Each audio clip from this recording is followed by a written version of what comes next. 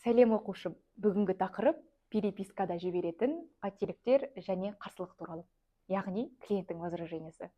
Ең қиыны және маңыздысы сабақтардың бірі қарсылықпен жұмыс. Көбіміз клиент келгенде возражениесін жаба алмаймыз. Клиент сізге товарыңыз қымбат, әдемі емес деген жауаптан қашып, жұмыс жасағымыз келмей қалады. Көп ойланамыз, неге деген сұрақ қалып қояды. Вот сол моментте сіз ренжімей, ашуланбай, сол сұрағыңызға жауап берсеңіз болады. Неғұрлым вопростарын жабатын болсаңыз, ішінен шыққан сұрағын суырып алып жауап беретін болсаңыз, соғұрлым продажа өте көп болады.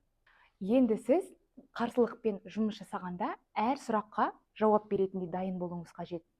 Егер үлкен адам жазса, оларға көп түсіндіруіңіз қажет болады. Олар себебі ұзақ ойланады. Ал жастар тез шешім қабылдайды. Оларға по факту түсіндірсе болғаны. Қазір хит болып жатыр, алып үлгеріңіз десеңіз болғаны.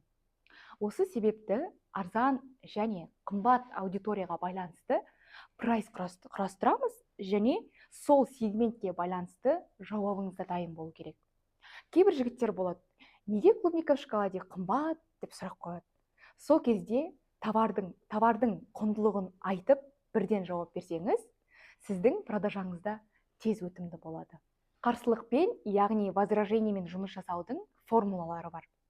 Олар байланыс, аргумент, келіссөз.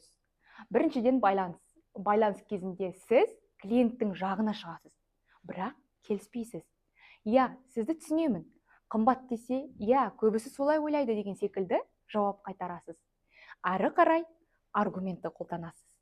Негізінде клубника в шоколаде үшін нарықтағы арзан бағалардың бірі. Біріншіден біз бельгиялық шоколадтан жасаймыз. Магазиндегі арзан глазурмен емес. Екіншіден, клубника таңдағанда біз жай бақшадағы өсіп тұрған клубникамен емес, импорт, сортталған клубникамен жұмыс жасаймыз деп, аргументпен жұмыс жасаймыз. Яғни, аргументпен айтқанда, олардың сұрағын, күмәнін, дәлелмен жауып тастауыңыз қажет. По факту айтылу қажет. Бұл бізде қымбат емес, керісінше арзан деген секілді. Тойбастар сатсаңыз да солай айтамыз. Базардағы 400 теңгелік керек емес тойбастарлар емес. Бұл қымбат шоколадтан жасалған және дизайны бәрі қолдан жасалып шығарылады деп, бұл қонақтар үшін ерекше сыйлық болады. Деп, сонша тойбастарды сатып жатырмыз, ешқайсысы недовольны болмады деген секілді возражениясын жабуымыз қажет.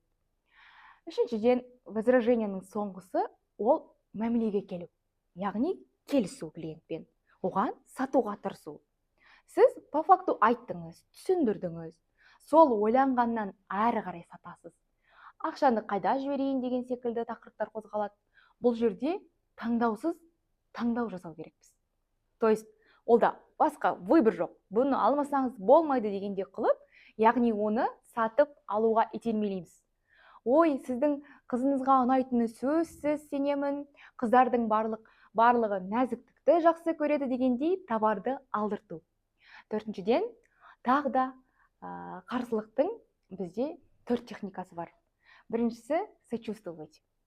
Ары қарай эмоция туғыза отырып сату. То есть, ол сізге қымбат десе, жоқ бізде қымбат емес, наоборот, арзан басқалардан қарағанда деп керіспей, керісінше мягко жеткіземіз. Кейбір техникаларын қолданып, ол дегеніміз адамға сочувствовать. Екіншіден, удивляться, яғни таңғалу арқылы. Үшінші, присоединяться, яғни бұл сөйлеу арқылы сіз бірақ деген сөзді ауыстырамыз.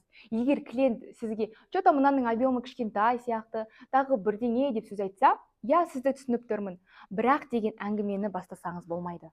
Клиент ойлайды, менімен қарсыласып отыр деген секілді. Бұл психология. Бірақ деген сөзді толығымен ауыстырамыз.